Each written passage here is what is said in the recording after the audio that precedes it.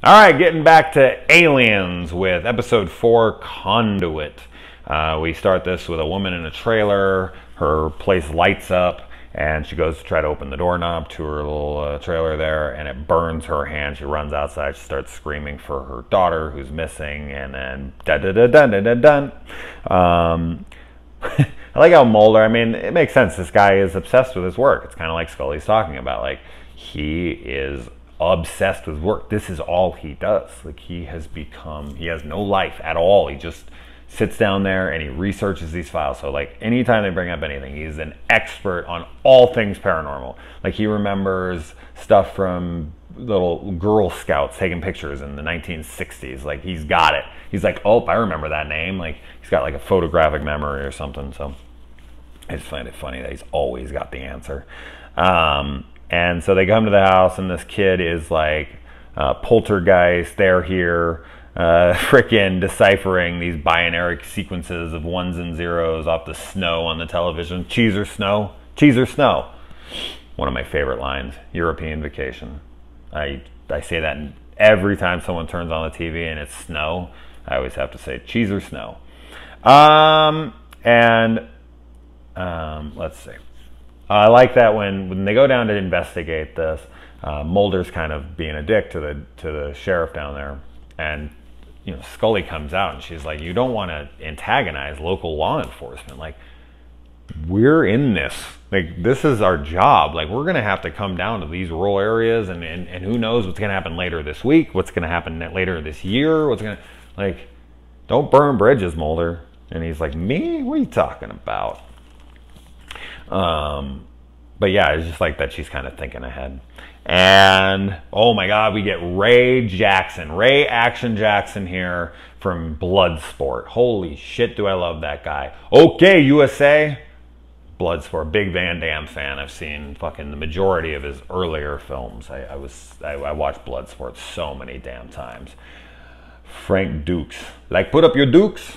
He gets a killer sunburn on his ear, which, Mulder lies and says that he doesn't believe in extraterrestrials. And he's like, go down to Ojibo, fucking whatever, lake. Shit, I thought I had it. Or, yeah, damn, Ojibobo or something. Oh, man, I don't know. That sounded like the name that they come up with in Aladdin.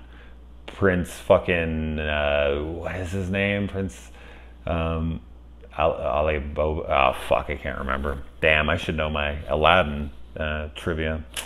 And so the kid with the NSA comes in. I think it's the NSA, something like that. Comes in, raids the place, and they find that the kid's sequences that he had written down was just a partial bit of satellite transmission, and that was like a big no-no. And then they find out that like all of his things ended up being either musical notes or like pictures of Leonardo da Vinci's David, or all sorts of different crazy things. How no one finds that to be suspicious as fuck, I don't know. But who knows? He could have just copied it out of a manual or anything. I guess it's explainable. But the fact that he's just sitting there writing it in front of a television that's just got snow on it is pretty suspect. They arrest the mom and the kid and separate them. I just feel like that's cruel for no reason. I mean, I guess she could be telling the kid, don't say anything or whatever, but separating an 8-year-old from his mom, putting him in the back of a squad car, all off of just like, I don't know, that's messed up, man. And so they go out to investigate where that trailer was parked, and Mulder finds that there's glass that's in the sand, and the top of the RV was burnt, and the top of the tree lines were burnt. So this thing must have had a very weird angle of heat coming off of it, because it's only burning the trees to like 50 feet up or something, and then it burns the top of the RV, and then it burns some of the freaking sand. But all the grass, which would be the most susceptible to heat in that whole area right there, has no blemishes to it at all. I thought that was so stupid. I was like, it burned the sand so bad it turned it into glass. One fucking foot away from all this grass, and not one bit of this grass is singed. The RV was not blocking all that grass, let me tell you something. And let's see. Yeah, so they find a body out there, and Mulder wants to check to make sure it's not his sister. I mean, his sister's been missing for like 20-something years. Like, what, she was alive all the way up until like an hour? Because he's like something, by the smell of it, it's a shallow grave. There's no smell after that many years, okay? But he's just that obsessed, and anything is possible in his mind. She could have just died that day, for all he knows. I mean, he believes in fucking Bigfoot and Jersey Devil and everything else, so why not?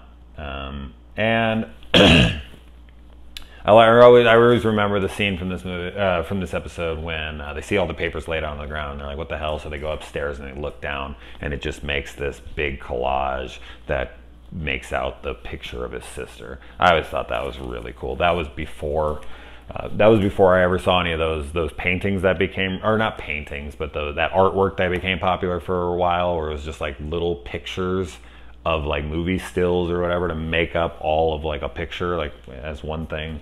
Kind of reminded me of that. But that was like one of the first times I ever saw something like that, and I thought it was really, really cool.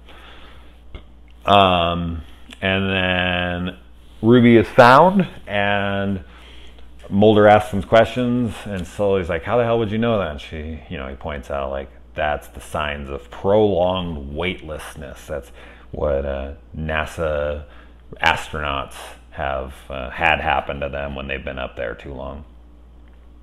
And yeah, the mom comes in. She's like, nope, shut it down. She's not talking to you. Sorry, thank you for getting my kid back, but we don't want any more attention. And I don't blame her.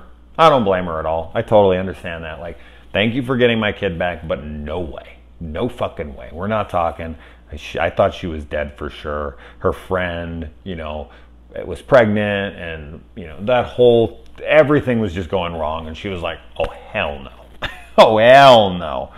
And then I feel like this is such an invasion of privacy, but maybe her curiosity got the better of her. But Dana goes and listens to Fox's regression tapes, and I don't know, it's just such an intimate thing. And then he's like in a church crying because he thought maybe he found his sister or location, and it's just yet again like he still doesn't know what happened to her, which is like the most awful thing that can happen to a loved one, is them just missing. I've said this a million times, but it is. So yeah, cool episode. Moving on.